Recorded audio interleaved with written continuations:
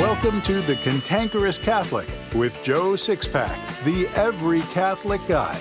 Listen to Joe tackle the really tough moral issues, current events, and politics from a Catholic perspective. Now here's Joe Sixpack, the every Catholic guy.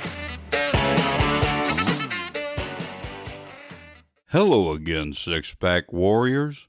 Welcome back to the Cantankerous Catholic, episode 160.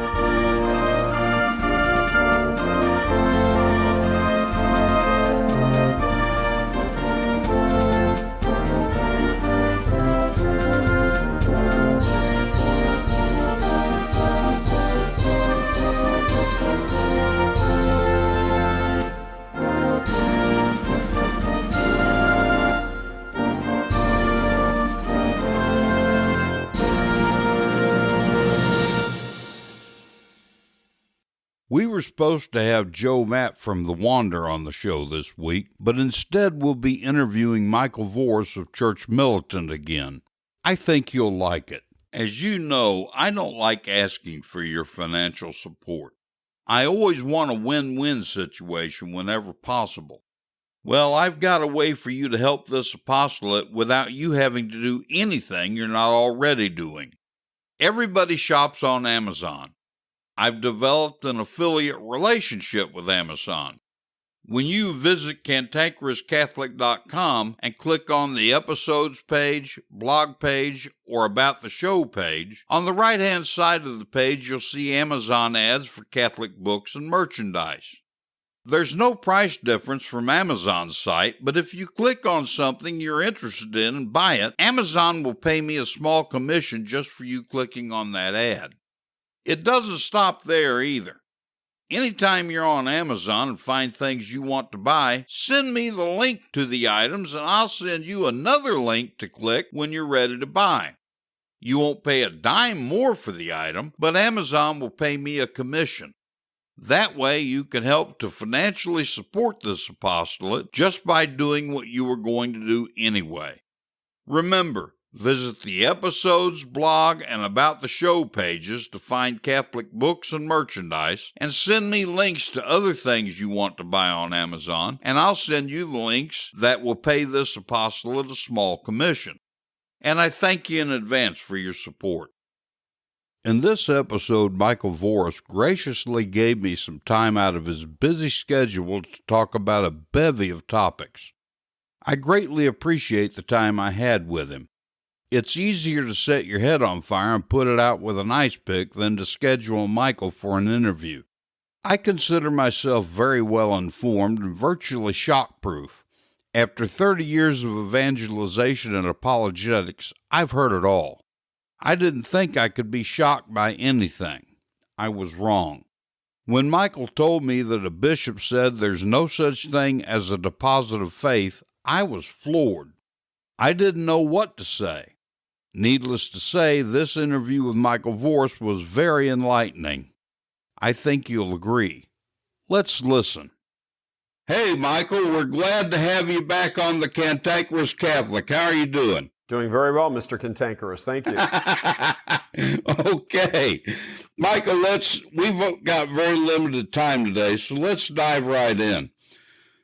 St. Michael Media hosted the Enough is Enough prayer rally in Baltimore this past November across the street from the bishop's annual meeting. What did you hope to accomplish there? Well, there's a number of things. I guess I'll go to the most obvious first. When the city of Baltimore, unlike 3 years earlier, this year stepped in and tried to violate our First Amendment right to free speech and assembly. The first thing we wanted to accomplish after that had happened, because they canceled the rally. We had it set up, everything was done, and then the city stepped in and canceled it. That happened the first weekend of August, or Friday, I believe it was August 5th or August 6th. And then we spent all of August, all of September, all of October into the early part of November trying to lock down our First Amendment rights, which we did both in the federal district court level as well as the U.S. Fourth Circuit Court. We were kind of hoping at that point that the city of Baltimore would actually appeal those two losses of theirs to the U.S. Supreme Court. So we could put a big headline out, Church Militant wins at U.S. Supreme Court. But anyway, but in the large, what we were trying to, so obviously just secure our rights and sort of be an example that you've got to fight back against this, this whole woke garbage stuff going on wherever you happen to find it. And what they did was so egregious. I mean, it was just a question of going through the motions. So we filed suit. Part of the suit was to get that preliminary injunction, which we secured twice. And now the lawsuit itself obviously has to continue, and so that's where that is. On the large, on the bishops, from the bishop angle that we were doing is, these men need to be called out, and they need to be it needs to be emphasized, to them by victims and people who have victims, so to speak, in their area like we do. Some of the victims aren't, they don't want to stand up on stage and talk to, 1,500 people and a few thousand people on a live stream and all of that. Completely understandable. But, that the bishops are so dismissive of all of this. And you're like, oh, this happened decades and decades ago. No, it did not happen decades and decades ago. It started decades and decades ago, and on various levels, depending on which bucket or silo you may be looking at any given moment, it's still going on. The question is not sexual abuse of minors.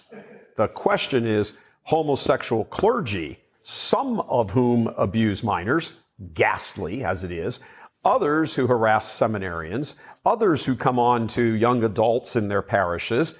I mean, that's the thing. This is like a multifaceted front, some of which is minors. But until you get rid of the underlying problem, which is the acceptance by bishops of homosexuality in their seminaries, in their clergy, even among their own ranks, the episcopate, you can't just pretend, oh, look, we've done this nice job fixing up child sex abuse. First of all, there's no way for us to know that. I will tell you that we have been contacted by numerous people who say in various dioceses, and I believe it's the USCCB has some, if you've been abused, hotline, some 800 number. All of these people tell us they don't get callbacks.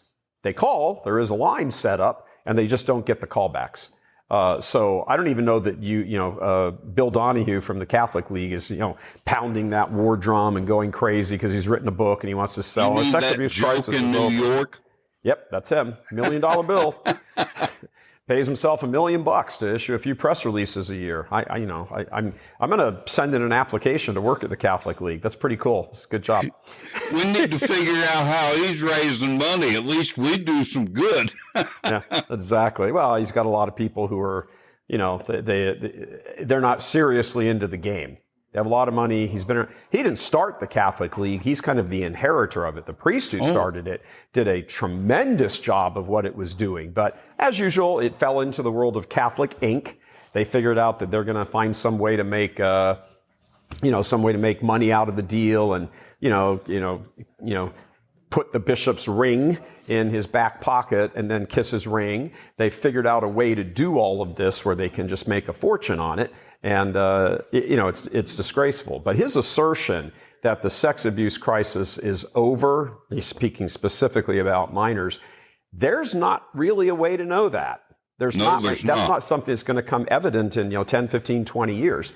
A young boy, it's horrible if it happens to a girl or a boy, obviously. But it seems to bear out that when a male child or teenager is raped by a man, that causes an even deeper level of psychological issues that the guy simply doesn't want to deal with. It goes, if he ever becomes public about it, it's always decades and decades down the road. I've interviewed a couple of those people myself, and yeah, it's been, we've got an interview actually going up Wednesday with such a victim. And, it's the first time he's come public on it. And he's just about my age. I believe he's right around 60. I interviewed another man who, same thing. He revealed it 40 years after the fact to the diocese with his wife in the room, and she had never heard it at all. So he revealed it to the church and to her for the very first time 40 years after the abuse. So first of all, we have no idea if this is going on or not. If you're going to just count numbers, count heads like Bill Donahue is doing. Well, nobody's reported anything in the last year. That's right. They don't report things for, decades down the road, if they report at all. And secondly, the numbers Bill Donahue is using are the bishop's numbers. Right. So, excuse me if I just don't believe them. I don't believe the bishop's numbers. These are the same men who lied, still lie. They lie about God. They lie about the faith. They lie about the teachings of the church. They lie about cover-up against, they lie in the cover-up. They attack victims in court. So really, I'm supposed to give you the benefit of the doubt that the numbers you're throwing out there are actually honest numbers, when I know for a fact that we have spoken to people, victims, male victims of homosexual clergy sex abuse, who say they have called all these 800 numbers and, dial a church, I was raped, 1-800. They don't get callbacks. So how trustworthy are the numbers at this point? But, Bill Donahue can write his book and, it can get promoted all over the place because the USCCB needs a bit of a PR facelift. I don't believe it from the numbers perspective, and I don't believe it from the honesty of the bishop's perspective. Yeah, I can count on one hand the number of bishops I trust, and even they're cowards. Yeah. So, a long time ago, Father Ray Ryland was the late Father Ray Ryland, God rest his soul. He was the chaplain for Catholic Answers. And he told me one time, whenever I brought up something from the USCCB before I began to realize how evil things were, he said the USCCB is an abomination before Almighty God. And I didn't respond to that. I didn't know how. It's only been in years since that I've discovered how evil they are. It's the biggest criminal empire in the country. It's amazing. I gotta add on to that if I can, Joe, for a second. Sure. When we were there, we've been saying for years in all of our programming here, Vortex, News, story after story, article after article, for years, that it certainly appears to be the case, because of the bad fruit of the U.S. hierarchy, that many of these bishops just don't believe the faith. That they don't have supernatural faith. And it just certainly looks like that. I agree. Well, we had that confirmed for us in Baltimore. You hang around the lobbies and, there's hundreds of bishops there and there's all kinds of conversations going on. And let me just put it this way so as I don't tip anything off. A bishop was heard saying to another bishop, stop talking about the deposit of faith. We don't believe. There is no deposit of faith. Oh, man. We came back here and immediately instituted our prayer, which is now part of our morning and evening prayer we have in our chapel here. It's our last prayer of each morning and evening, and we say, for the purification or the eradication of the USCCB. That body needs to become holy or it needs to be blown up. And I don't mean violent. I mean, right. Come to a bureaucratic end. I think it should come to a bureaucratic end, whether it gets cleaned up or not, myself. But let's get back to the lawsuit against Baltimore. Mm-hmm. First of all, I love the way you made them run off like dogs with tails tucked between their legs. I followed that whole thing closely. I thought it was great. But I'm wondering, it's obvious you did not have a friendly relationship with those people. I was wondering if during the rally there were any incidents between city officials and members of St. Michael's Media. Nope, not at all. We invited the city attorney's office. That's the one that, is both prosecuting or trying to prosecute the case against us or defend our charge of, constitutional First Amendment rights violation. We also invited the leadership of the venue, where we had that big shell tent thing where we had it. That is the Miku Pavilion. We invited the company that runs or administers the site for the city. They're the contractors for it. Their name is SMG. By the way, that's the same company that owned the venue where that horrible event happened down in Houston. 9 or 10 people, killed. Many more injured at that rap concert. Same venue owns both, which did raise a little bit of just kind of side conversation with us. Well, I wonder if they, made that guy who'd already been twice charged earlier with, inciting violence at a rally. Did they actually make him go out and try to get $10 million, maybe up to $25 million worth of insurance? It became a little question in our legal strategy. But anyway, we invited the leaders of that organization, or at least the managers in Baltimore, as well as the city officials, said, hey, you guys want to see how dangerous and horrible and life-threatening this all is? Come on in and just sit down and listen. You'll see what it is you've raised this big, useless stink for.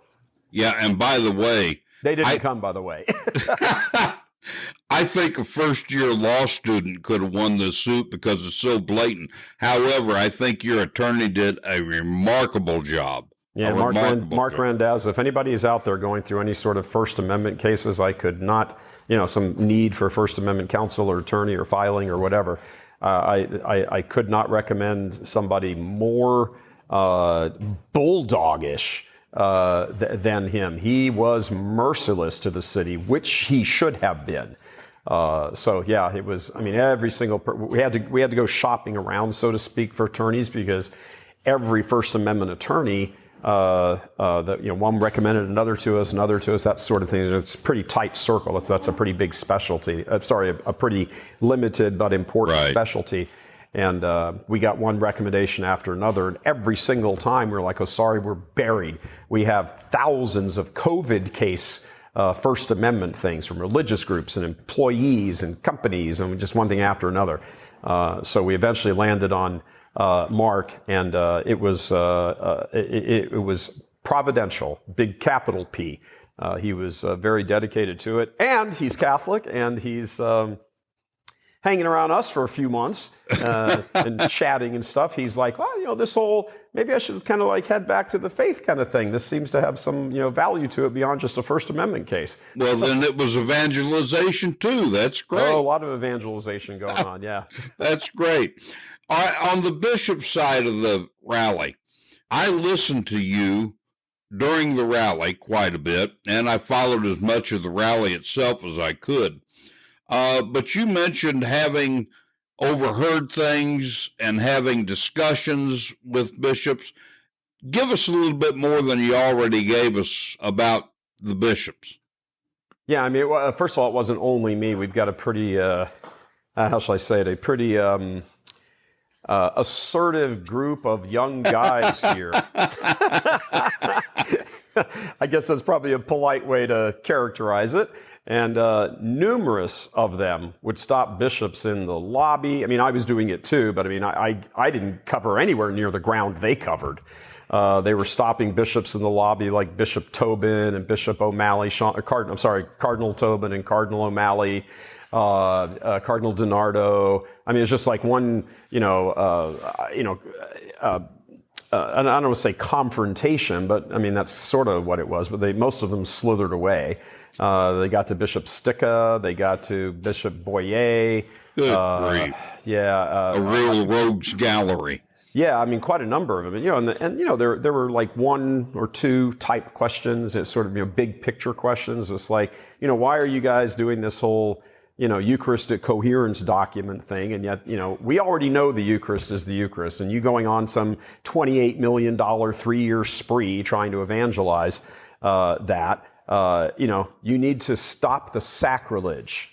Amen. So that was a big thing. It's not just Joe Biden. It's just, you know, because Biden is Catholic with a K, you know, it's because he's in the White House. And so there's, you know, all eyes are on that issue because of him receiving Holy Communion. But, you know, it's been the case with Nancy Pelosi and John Kerry and Ted Kennedy and Dick Durbin and just on and on and on. There's this whole rogues gallery of phony, fake Catholics. It's just now one's in the White House. So, you know, that issue gets heightened attention. So that was one particular line of questioning that was pursued by them. The other line of questioning that was pursued by our crack bulldogs here in the lobby was, you know, when are you going to end the homosexuality in the church, in the clergy specifically? And of course, you know, and it's interesting, that subject would not be engaged in. Just by anyone? Nope, would not be engaged. They're like, oh, and they, you know, slink off to the elevator or over to the reception desk or something like that. And I can tell you one bishop I was speaking with, I asked the same question: when are you going to end the homosexuality? He goes, well, we're cleaning up the seminaries. So it's not talking about the seminaries. I'm talking about right now, priests who are out there in those pulpits and who are, you know, they're gay. They either everybody knows it because they've said it, or they can figure it out. I mean, it's 2021. It's not 1964. You can look at them and know. You can hear what they're saying. You can look at their mannerisms. You can hear their faulty preaching. Everything. And so, what are you going to do about that? Absolute silence. Wow. I said, Bishop, how come you never say anything? You never publish anything about. This was an archbishop I was speaking with. You never publish anything about James Martin. Why is that? Cardinal Tobin, Cardinal Supich, they've all signed his book and endorse him and have him come and speak freely. And he says, James Martin will never speak in my archdiocese. I said, I don't know if you're naive or deflecting, Archbishop, but James Martin speaks in your archdiocese every day. It's called social media. He's there every day. And thousands of your sheep are listening to him, and you say nothing. And he just sat there the whole time. So I just berated him for a few more minutes, and I left. Amen. Listen, I'm just curious, because I've got a vested interest in this. Did you or any of your people speak to Archbishop Rosansky? No. Not that I know of. I don't remember that name being talked about when we all kind of huddled back together. What a shame, because I'd love to see a confrontation with him.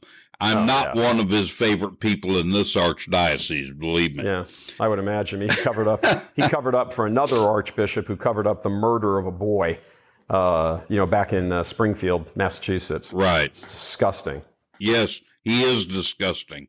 I got one letter from him, 4 paragraphs. Uh-oh. All except the first paragraph, everything in it was a lie. And he treated me like I was stupid, and he basically said, shut up, sit down, do what I tell you. That's it. Well, I mean, yeah, we got sort of the same communication here, but we were told we can't use the word Catholic. So, yeah. Isn't it horrible that when you think about that for just a second, sort of wax a little bit here, that they have so sullied that beautiful name, Catholic, yes, that the bishops, that it's almost a badge of honor to be told you can't use the name. Isn't that horrible? Yeah. What a horrible set of circumstances we're in right now. Yes, it is. You know, I became a Catholic over 30 years ago, and what attracted me to the faith was the beauty. Yeah. The thing that sold me emotionally was the Eucharist and the real presence. And I look at what's going on, and I hear what these bishops say and do, and what priests say and do. And it's no wonder to me that people are walking out of the church because they have never been introduced to the beauty of this faith. Never. That's correct. That is absolutely correct. I mean, God help these men when they die. This is their sole role, is to teach the faith, confirm the brethren in the faith. They teach lies, and they confirm people in their sin. Well, that's not their job, Michael. Haven't you listened to Cardinal Gregory? It's protecting them. Yeah, that's true. Idiot. Oh, we might let you co-host Vortex if you go a little further the way you're going. Oh, you ought to listen to the show every once in a while. I am merciless. See, I can say things you probably can't get away with. So yeah, maybe. Okay, let's switch gears for a moment. Lately, you've had a lot to say about the so-called Catholic media. Tell us about that. Well, look, the Catholic media, when Catholic media formed roughly 150 years or so ago, you have, for example, Our Sunday Visitor, things like that. They were always, the various outlets were, for the most part, were religious order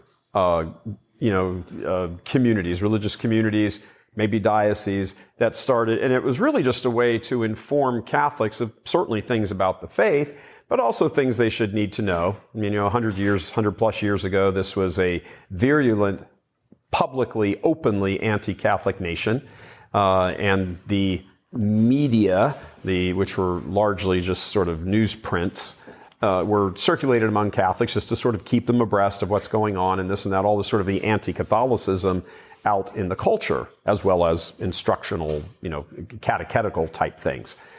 As the religious orders began to kind of fall apart, various lay groups sort of stepped into that.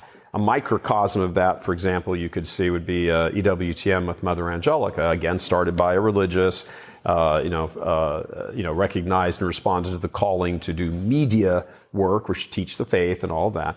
And then the founder or the original purpose starts to become somewhat obscured, and the people who have moved in now, because there aren't sufficient religious to be able to do this, become lay people. Lay people have families and husbands or wives and mortgages and all of this. So now it becomes, there's a much greater emphasis on fundraising.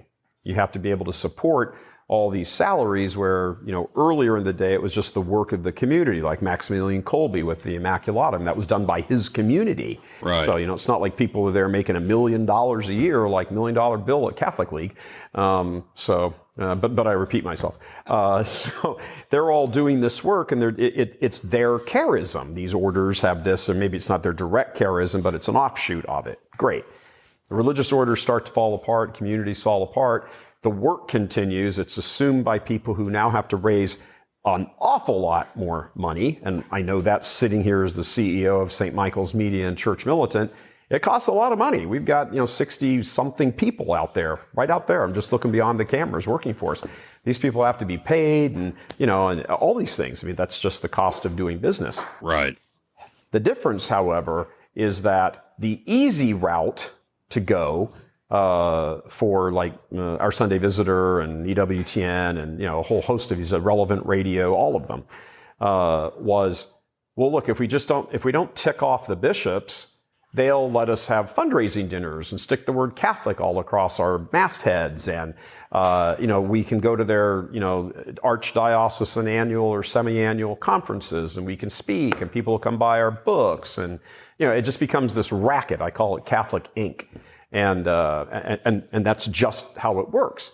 As long as you don't tick off the bishops by talking about them and their evil, you have the gold seal of approval. They don't care what you say. Go ahead and say whatever you want. So whatever weakened version of the faith that many of these places want to present, and they don't all do that. It's not the point. But the failure to recognize that the anti-Catholicism that used to exist outside the Catholic Church and needed combating has now engulfed and come into the church. That's where it now needs combating, because it's strangling the beauty and the truth of the faith. It's strangling the message. And if you don't go after the anti-Catholicism inside the church, James Martin, for example, he's kind of the poster boy of all this stuff, but he's certainly not the only one, practically an entire Jesuit educational system of 300 plus colleges around the nation. Religious order after religious order, the whole gay banners, things, and they all are welcome, and the destruction of the liturgy, every last bit of it, all of it. You can't point to your founders of media outlets and say, oh, look, yay, they're pounding their chest and fighting anti-Catholicism out there. The anti-Catholicism did its job. It permeated into the church and is now sort of the dominant influence in the church. And you can't say, I'm a Catholic media outfit and we're fighting for... No, you're not. No, you are not. If you are tied to that institutional body and you make their living off them, you are a parasite on the beast of the destruction of the faith. Amen. That's absolutely right. And you talk about anti-Catholicism seeping into the church. The most virulent anti-Catholics I know are Catholics. That's correct. Absolutely. Look what those people did on at the March for Life last weekend. The Catholics for Choice, which is no such thing. Putting their projector images of pro-abortion messaging on the national shrine of the Immaculate Conception. Yeah. Yeah. Unbelievable. Michael, whenever I originally scheduled this interview, I asked for an hour. I got a half hour stolen from me. So my question to you, can we schedule another one soon? Because I have barely scratched the surface of the things I wanted to talk about. And your opinions are so valuable to my listeners. They're valuable to me, too. I'd be happy to. We just have a really tight production schedule. I get that. But yeah, it's absolutely. I'm always happy to be on the show, Joe. So. Okay, Michael. Listen, we'll get together again soon. I'll call your people. They can call my people, and we got it going on. Sounds good. Okay. Goodbye, Michael. All righty. God bless them. God bless all your listeners and viewers. Thank you.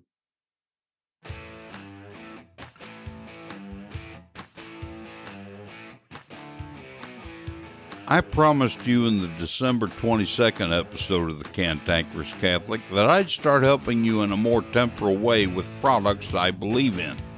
That's what this is all about. I'm talking about Java Burn. I'm ordinarily skeptical of products like Java Burn because of the claims they make. I made an initial order nonetheless. I suppose I'm a sucker for a good video. I'm glad I was, though, because I'm losing weight for the first time since I had a stroke.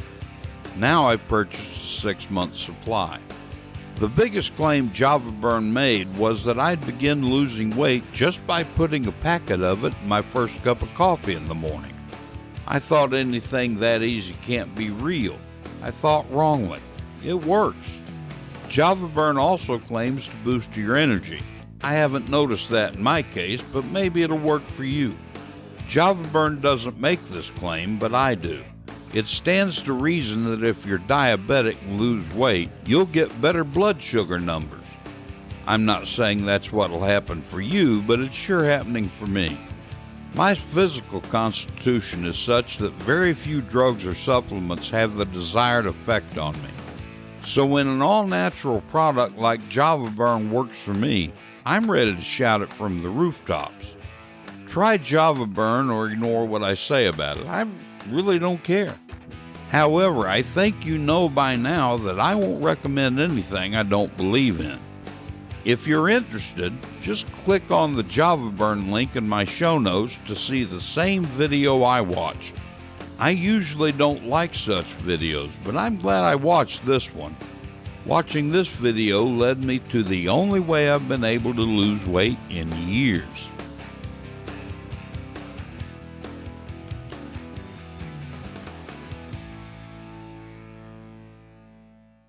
Joe Sixpack, the Every Catholic Guy, wants to make sure you're informed about all the Catholic news you need to know. Here's Joe Sixpack's top 5 Catholic news picks for this episode. Catholic news pick number 5. Hats off to the National Catholic Register. Pretender Joe Biden and Vice Pretender Kamala Harris issued a joint statement in support of abortion on the 49th anniversary of Roe v. Wade. Biden and Harris called abortion a constitutional right and claimed it is under assault as never before. They added, "It is a right we believe should be codified into law, and we pledge to defend it with every tool we possess." You're a wacko! You can read the whole story by clicking the link in my show notes. Catholic News Pick number 4. Hats off to the Washington Examiner. Shortly after the March for Life, citizens rallied again in Washington, D.C., this time against Pretender Joe Biden's vaccine mandates. One rally attendee, a mother of 5, said she had pulled her kids out of public school and now homeschools. "I'm pretty sure I could do a better job," she said. "I won't send my kids to school masked." Private citizens, elected officials, and state governments have sued over the mandates, and courts have also ruled against them. In recent weeks, courts blocked the mandates for private companies with 100 or more employees and the mandate for federal workers, leaving in place only the vaccine mandate for healthcare workers at institutions that receive Medicare and Medicaid funding. Woo-wee! Now that's what I'm talking about. You can read the whole story by clicking the link in my show notes. Catholic News Pick number 3. Hats off to the Daily Wire. Arizona's Democratic Party on Saturday voted to censure Senator Kristen Sinema for defending the Senate filibuster. State Democratic Party Chair Raquel Turan hedged against criticisms that the party has become intolerant of diversity of opinion among its members. "I want to be clear, the Arizona Democratic Party is a diverse coalition with plenty of room for policy disagreements," Turan said in a statement. Sinema recently said of her support for the filibuster, "It's a view I have held during my years serving in both the U.S. House and the Senate, and it is the view I continue to hold." I can't believe it. You can read the whole story by clicking the link in my show notes. Catholic News Pick number 2. Hats off to the Daily Wire. Fairfax County Public Schools Superintendent Dr. Stock Braburn on Friday ordered school administrators to suspend students who refuse to wear masks in violation of Governor Glenn Youngkin's recent executive order banning mask mandates in schools. Asra Nomani of Parents Defending Education wrote that the superintendent is setting up a showdown with Governor Youngkin and parents. She added that parents in Fairfax County Public Schools started making phone calls to lawyers to explore filing lawsuits over their children being denied a public education. All right. You can read the whole story by clicking the link in my show notes. Catholic News Pick number 1. Hats off to Fox News. Pretender Biden has been briefed on the possibility of sending 3,000 to 5,000 American troops to Romania and to Latvia, Lithuania, and Estonia as part of a broader NATO effort to bolster allies and to warn Russian leader Vladimir Putin not to move into neighboring countries. Holy cow! You can read the whole story by clicking the link in my show notes.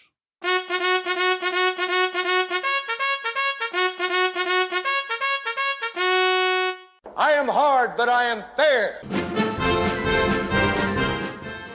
It's time for the Catholic Boot Camp with your drill sergeant, Joe Sixpack, the every Catholic guy. Learn the Catholic faith and how to defend it like you've never heard it before.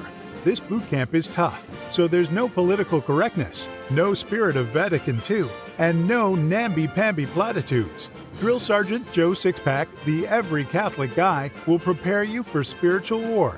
Now here's Joe Sixpack.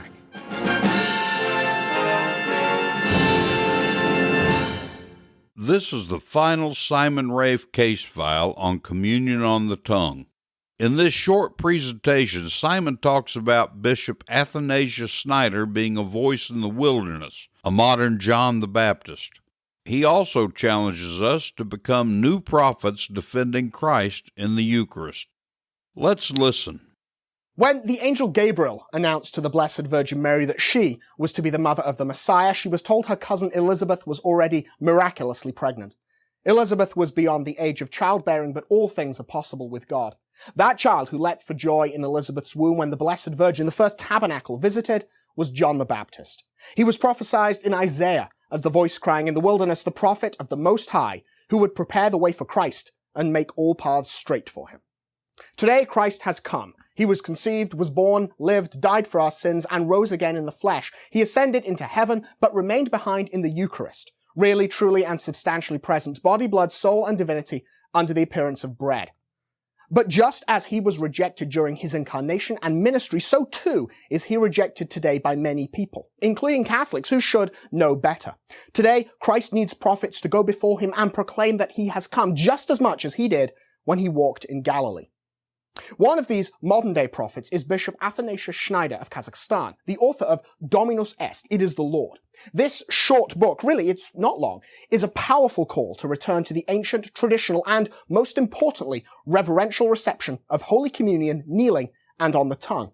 It calls for a rejection of the modern and dangerous practice of reception, standing, and in the hand.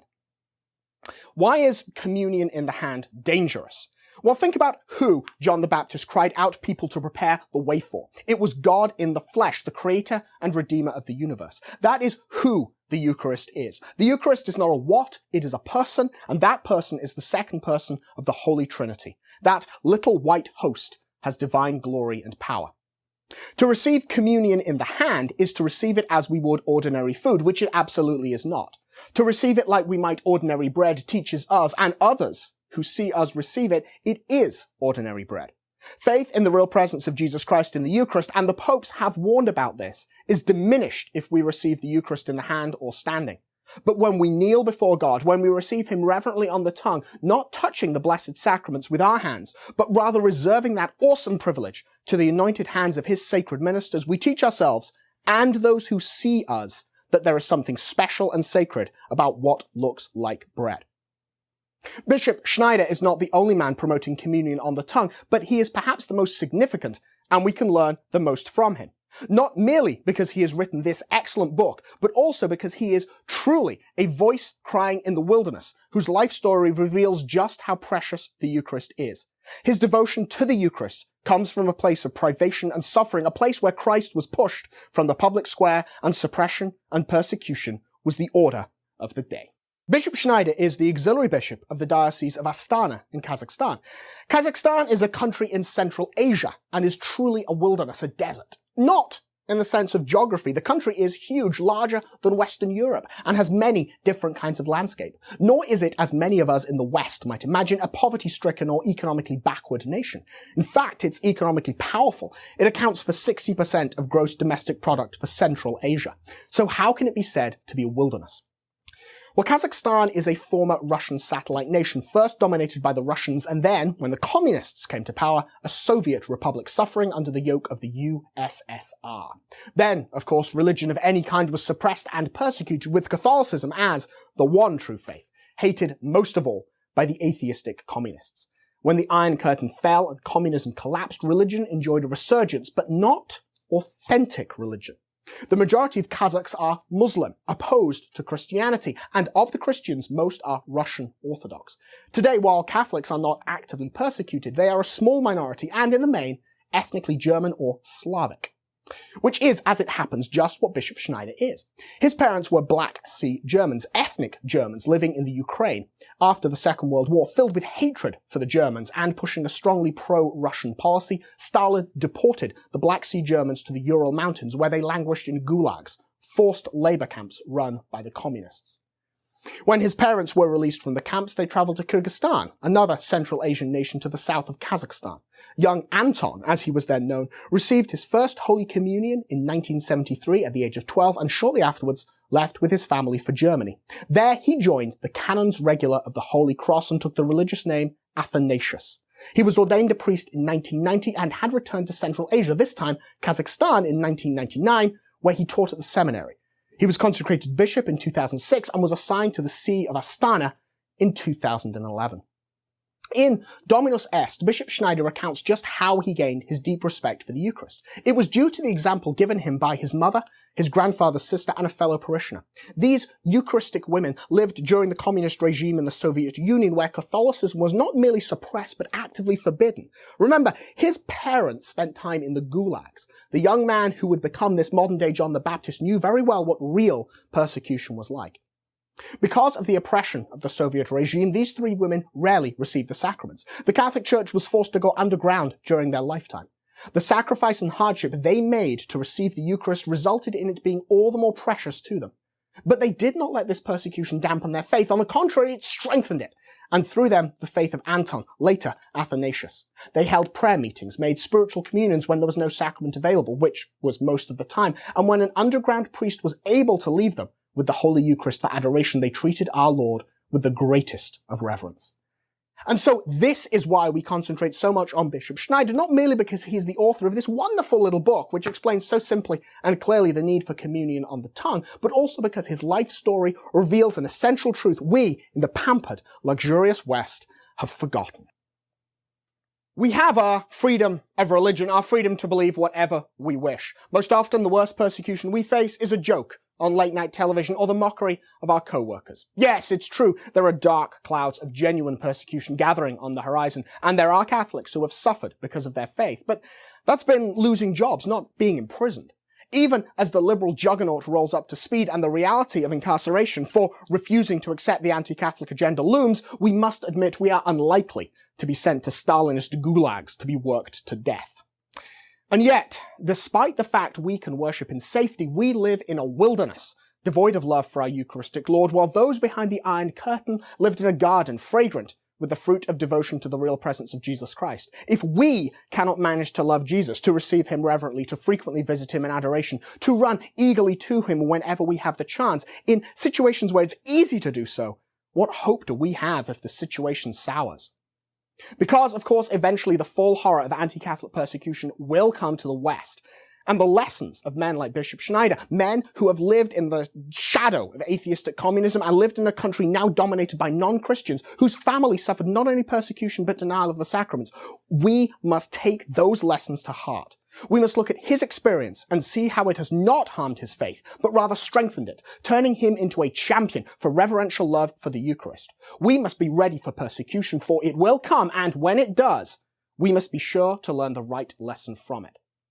As I said, there are many men promoting a return to communion on the tongue. My team and I are some of them, of course, and you can be too. We hope that you will use the resources we have made available to you to fight against the abuse of communion in the hand. This is a war, and it is a war which agents of darkness have waged against Jesus Christ since the days he walked in Galilee, since the Arian crisis of the 4th century, since the Protestant revolt and the English Defamation, even up to the monstrous rebellion against Paul VI in the mid-20th century and the horrors of too many of today's masses. This war needs warriors. The church needs warriors.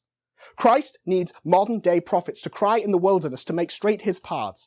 Remember the words of Zechariah, "You, little child, shall be called a prophet of the Most High, for you will go before the Lord to prepare his way, to bring people knowledge of salvation by the forgiveness of their sins." That is my favorite passage of scripture because it's not just about John the Baptist. It is about all of us. It is the mission all of us are called to, and nowhere more than when it comes to reception of the Eucharist. We are all prophets of the Most High, and we will prepare the way for the Lord. Even when we reject him, when we malign him, when we don't have time for him, we will still prepare his way. It's just that we will prepare it to be rough and filled with thickets and thorns.